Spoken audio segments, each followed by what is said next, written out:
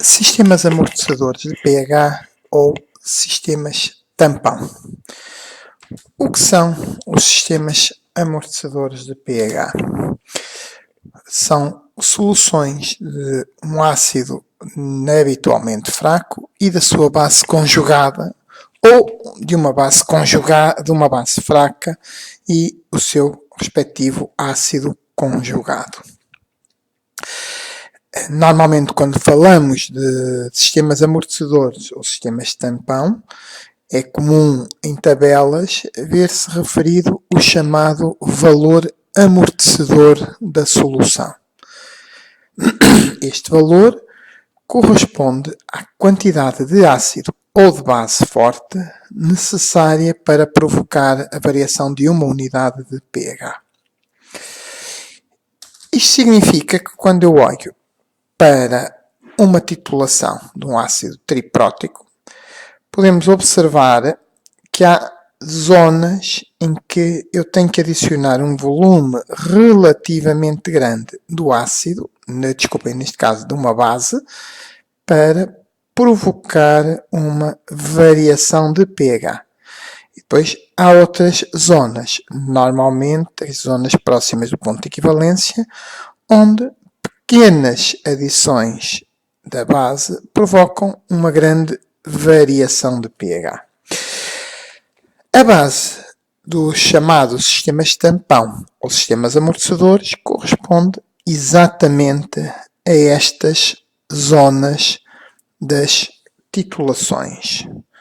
Ou seja, considerando o tal ácido fraco e a sua base conjugada e o equilíbrio de dissociação do ácido na sua base conjugada, com liberação do íon H+, poderíamos considerar que a constante de acidez corresponde à concentração de H+, vezes a concentração da base B-, a dividir pela concentração, ou, como está aqui representado, a atividade da forma ácida. Isolando a atividade ou concentração de H+, invertendo a equação e depois aplicando logaritmos, vamos ter a equação de Anderson-Hasselbalch, que no fundo relaciona o pH com o pKa do ácido e o logaritmo da concentração das espécies básica e ácida.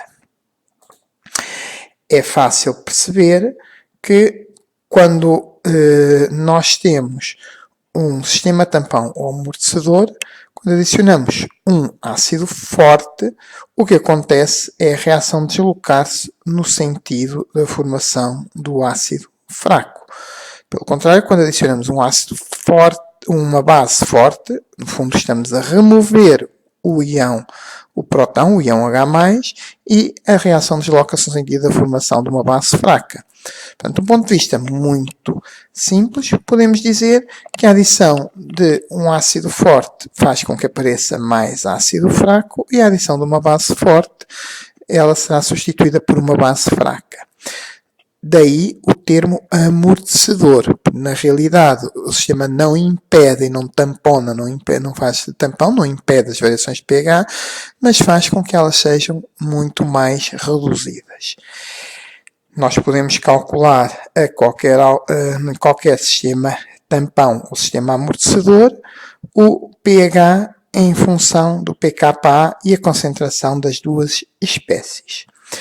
Normalmente, o que vamos observar é que a sua capacidade, o tampão amortecedor, ou seja, o seu valor amortecedor, será tanto maior quanto mais próximo estiver do pKa. O que, aliás, e voltando à nossa curva de titulação, se observa na curva, em que a zona em que há menor variação de pH é exatamente próximo do pKa do ácido. Neste caso, por se tratar de um ácido triprótico.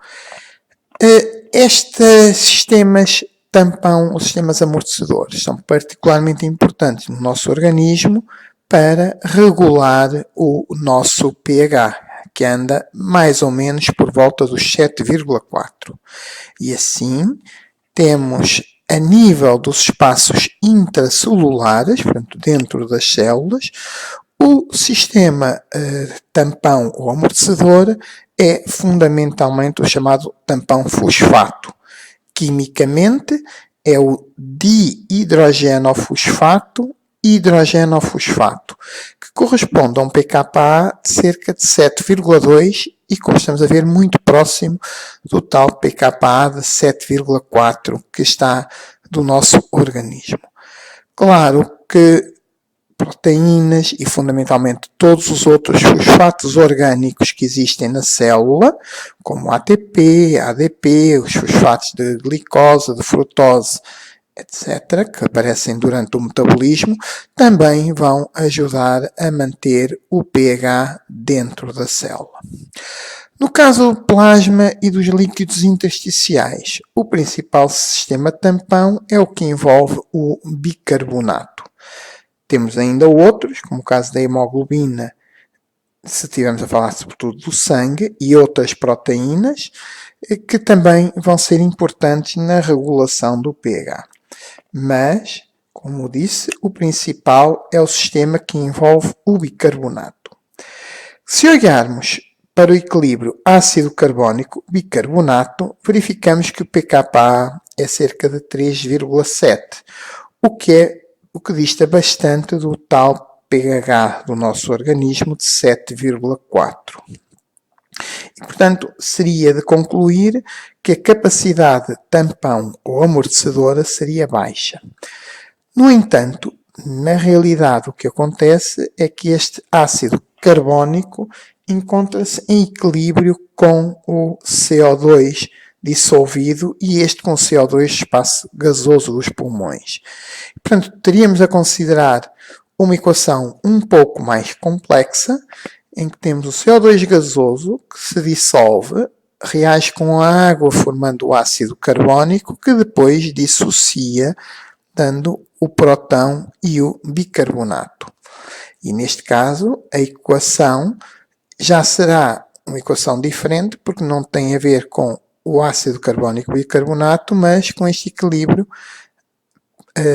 próton, bicarbonato e CO2, habitualmente até expresso em pressão parcial de CO2. E neste caso, reparem que está escrito da forma semelhante ao que tínhamos há pouco, a forma básica só a forma alcalina, pH igual a pKa, mais.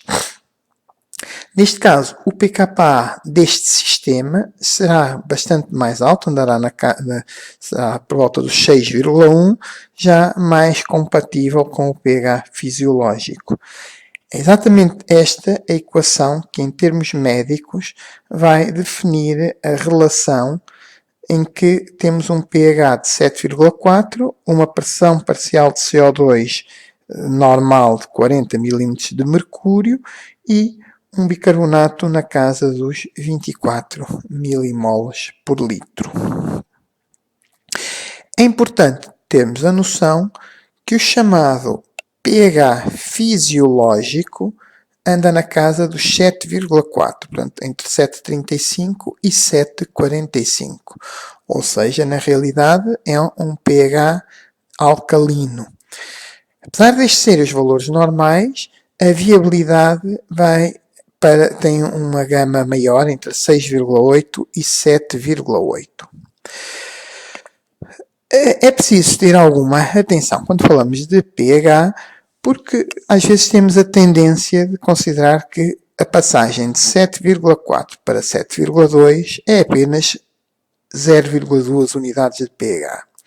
No entanto, se formos a ver o valor de concentração, 7,4 corresponde a uma concentração do íon H+, de 40 nanomolar, ou seja, 0,00000004 moles por litro. Quando passamos para 7,2, na realidade, apesar de serem apenas 0,2 unidades de pH, corresponde a um aumento considerável, passa de 40 para 60, mais 50%. de íons H+. E se passarmos, por exemplo, de 7,4 para 7,1, temos o dobro da concentração. Portanto, se por um lado estamos a falar de valores de pH que aparentemente baixos, estamos a falar de variações de concentração maior. Não esquecer que o pH corresponde a uma escala logarítmica.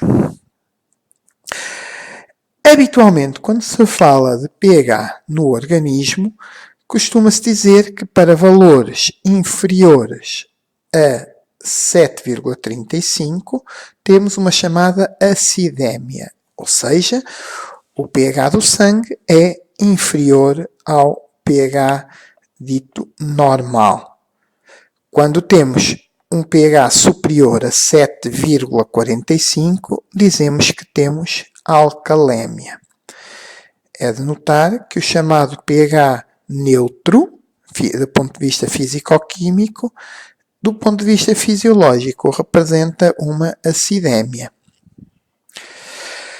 Há outros termos que aparecem, reparem, acidemia e alcalémia significa que o pH está fora dos valores normais, mas quando olhamos para a equação Anderson-Hasselbalch, é fácil de perceber que antes de haver alteração do pH, vamos tendo a alteração ou da concentração de bases ou da concentração de ácidos. E assim, define-se acidose quando há uma alteração do equilíbrio ácido-base ou porque há o aumento de ácidos ou uma diminuição de bases, genericamente um excesso absoluto ou relativo de íons ácidos no meio interior. Quando esta acidose leva a uma baixa de pH, abaixo dos 7,35, diz-se que tenho acidemia.